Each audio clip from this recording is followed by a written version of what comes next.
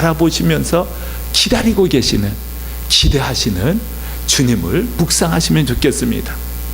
주님께서는 여러분과 제가 하나님 안에서 귀하게 쓰임받을 수 있는 그런 그릇으로 빚어질 때까지 기다리시고 계십니다.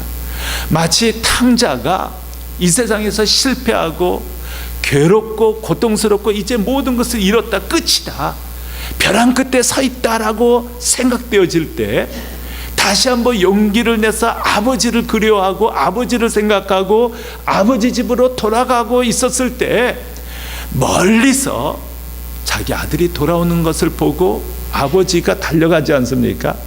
그게 무슨 뜻입니까? 아버지는 멀리 떠난 그 아들을 계속 기다리고 계셨다는 것입니다.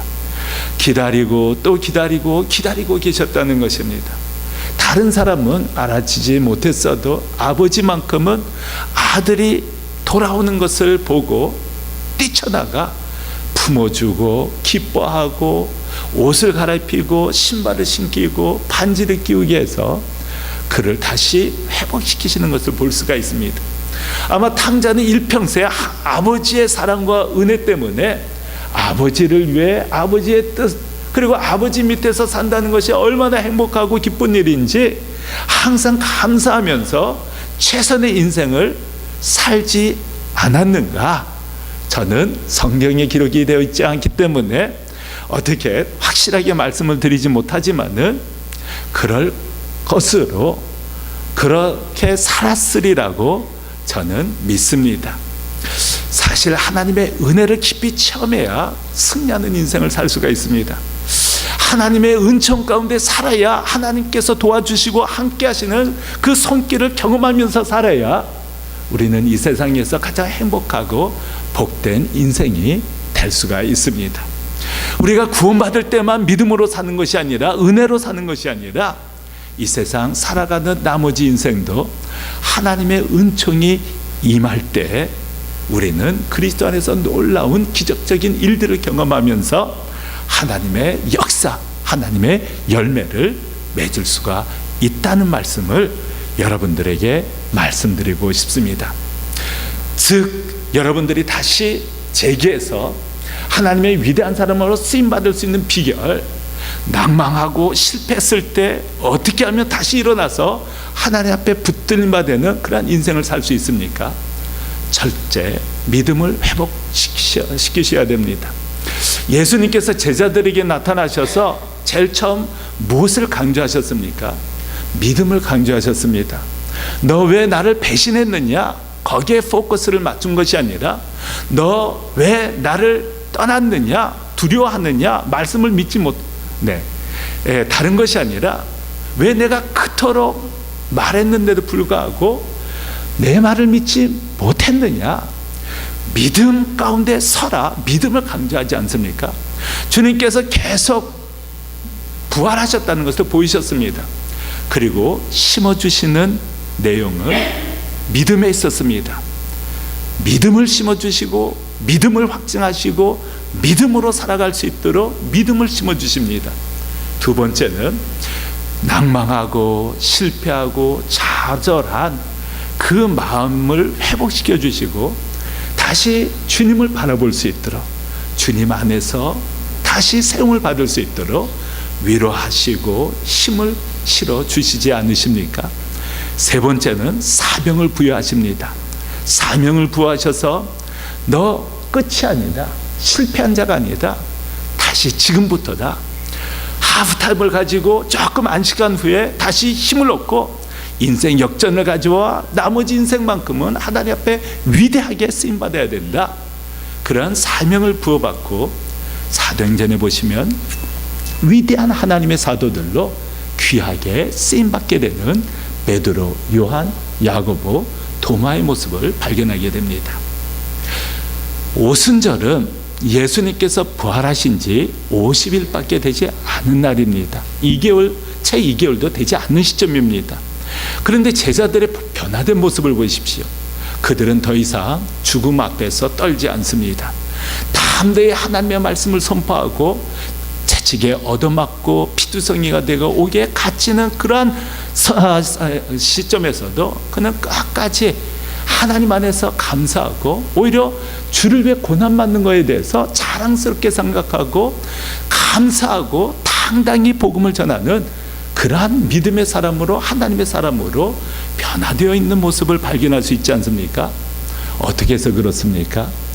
믿음을 갖게 되고 부활하신 주님을 만나서 하나님께서 구약에 예언된 그 메시아가 바로 예수 그리스도시라는 것을 말씀으로 확증하시고 경험으로 확증하시고 그들에게 다시 일으켜 세워주시는 은혜를 주시고 하나님께서 사명을 주시고 성령을 주셨기 때문에 근데 하나님께 붙들림 받는 위대한 사람으로 쓰임받을 수가 있게 되었다는 것입니다. 엘리야도 그랬습니다. 그리고 제자들도 마찬가지입니다. 여러분들도 마찬가지입니다. 실패했다고, 주님을 배신했다고, 멀리 떠났다고, 좌절했다고 낙심하지 마십시오. 다시 한번 주님을 바라보시면서 일어서시는 것입니다. 하나님을 붙들고 믿음을 붙들고 말씀을 붙들고 일어서시는 것입니다.